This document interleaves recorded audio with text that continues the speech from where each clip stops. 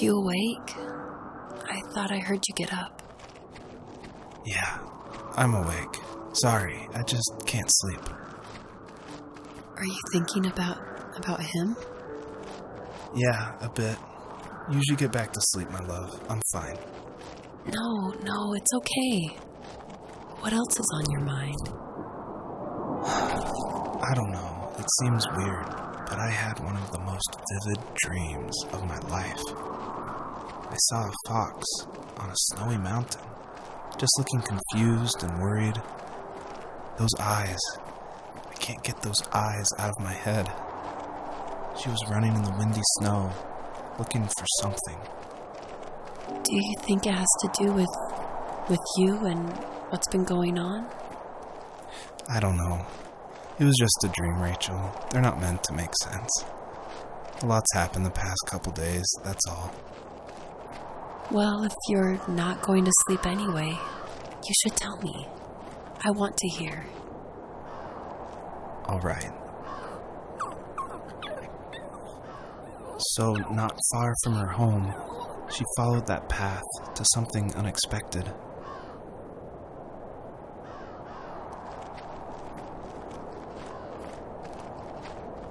She couldn't stay, though. She had to find her other 2 children. So she took that path. She followed it towards something ancient. Something with answers.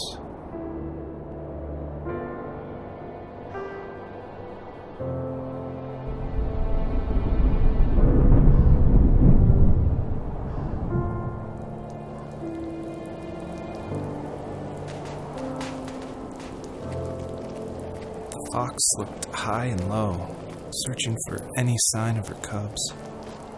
Points of light showed the way to this ancient tree. It was as if each one had a story to tell, all their own. The land was trying to tell my story, too.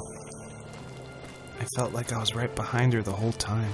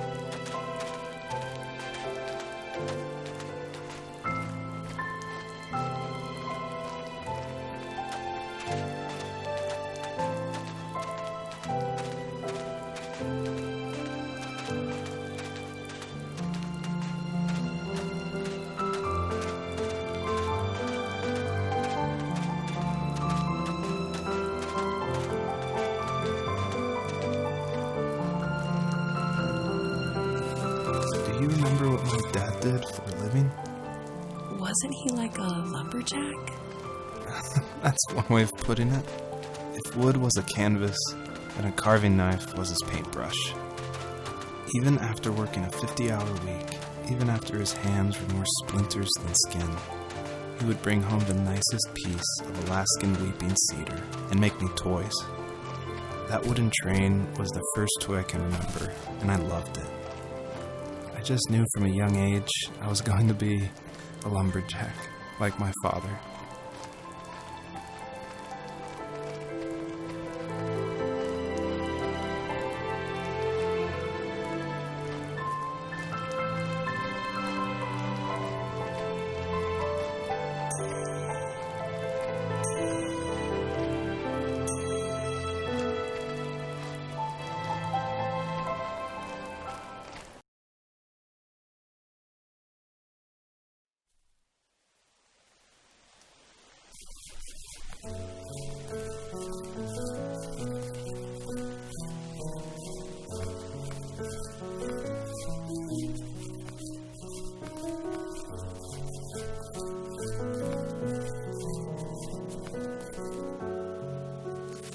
My teenage years were full of sketching, angst, and trouble.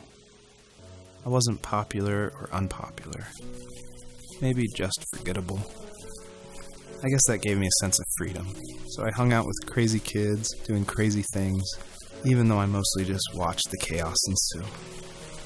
We did it all, put fireworks in mailboxes, hide roadkill in people's garages, break windows of the barber shop in Anchorage.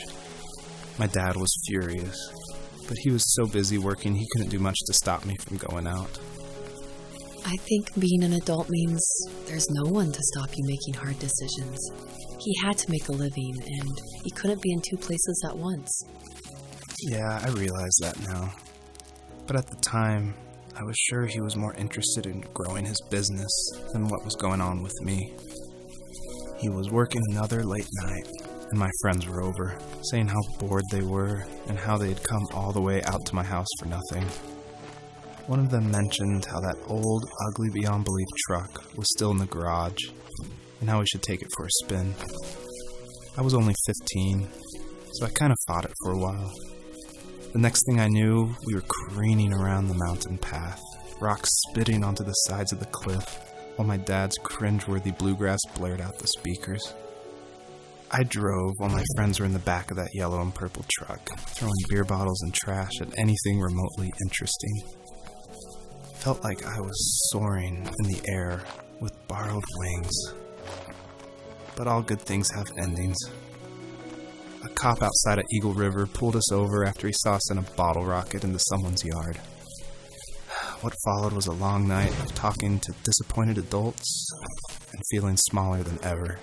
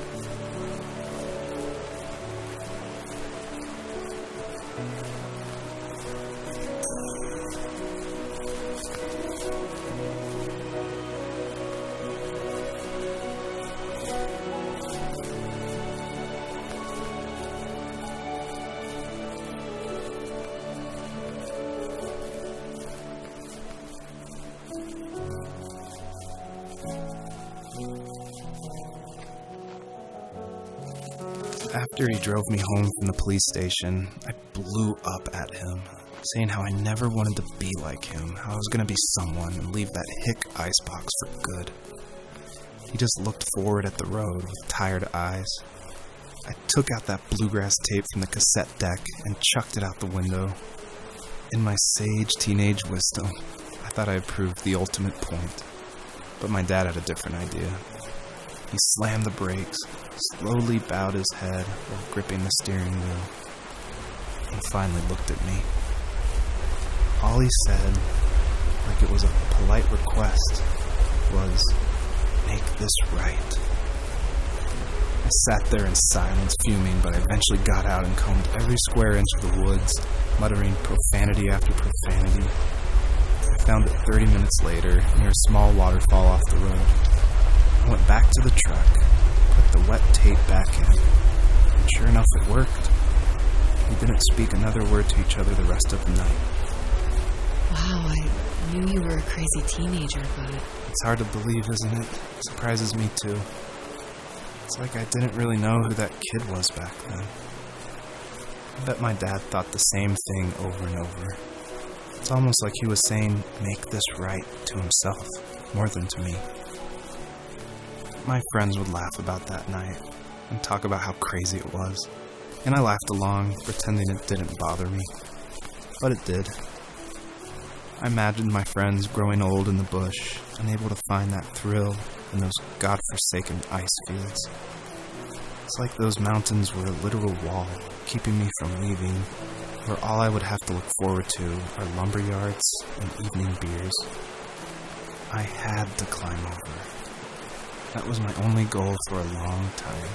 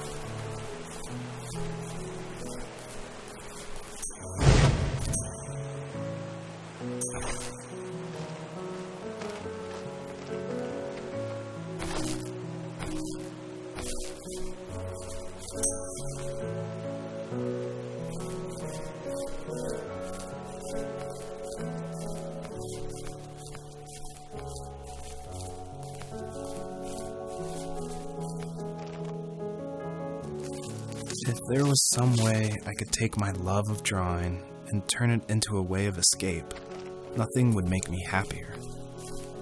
I wanted to create instead of tearing trees down. I wanted to move to the lower 48, not because I hated it there in Alaska, but I hated the idea of it. It's like all of that spite inside me had created this monster which followed me around my whole teenage years. I put so much energy into doing what others didn't expect of me. Why did I do that? There's one fact you're forgetting, though. If you didn't have that fire in you, we probably would have never met. You're absolutely right. Maybe the destination is all that matters in the end. But then why am I awake? Why am I seeing this fox go on her journey? And why can't I stop thinking about my dad?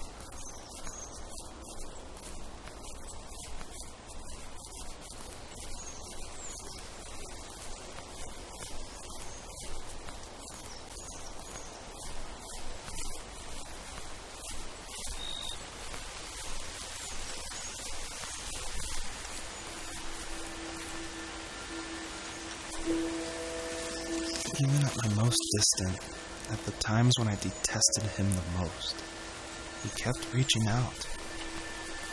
For a year straight, he asked me every week when we were going camping. I thought he was just dense. Eventually, to shut him up, I agreed. We carried out the worn lawn chairs from the garage and set up a cinder block campfire at the site we had always used behind the house. We walked down the mountain path, talking in the warm sunshine we only got a couple months of the year. Those 3 obsidian rocks shimmered alongside the shore, almost like sparklers pressed against a dark window. I'll never forget that wet stone on my feet, or how those massive mountains looked even bigger in the lake's reflection. I felt small, but grateful. As the sun set, my dad found something I hadn't seen for a long time. The tree where I made my first carving when I was 6. I hadn't even carved it.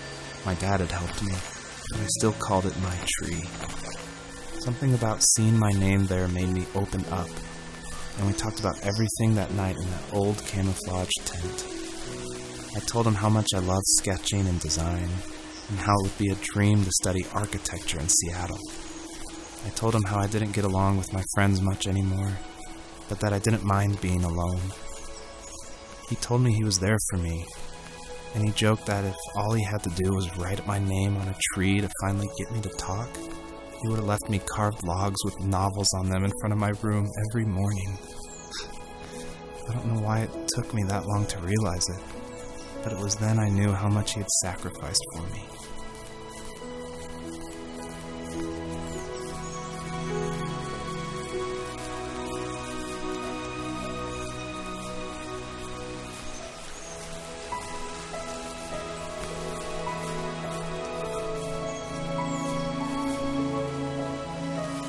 My dad built a lot of stuff in his free time.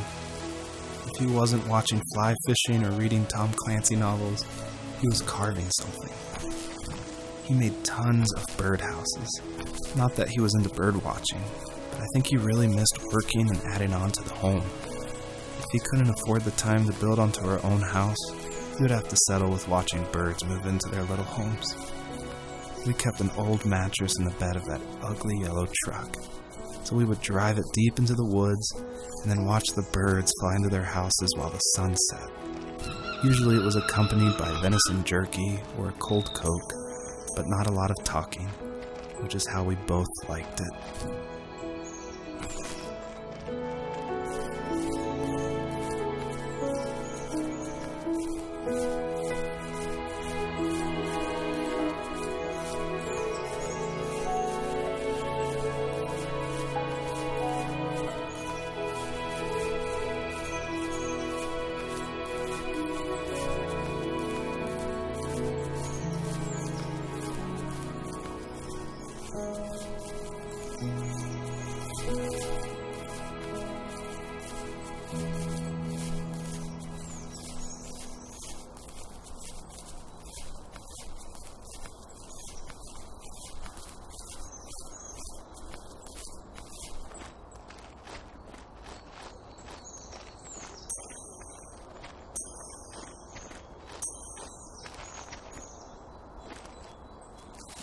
We were happiest underneath the evergreens.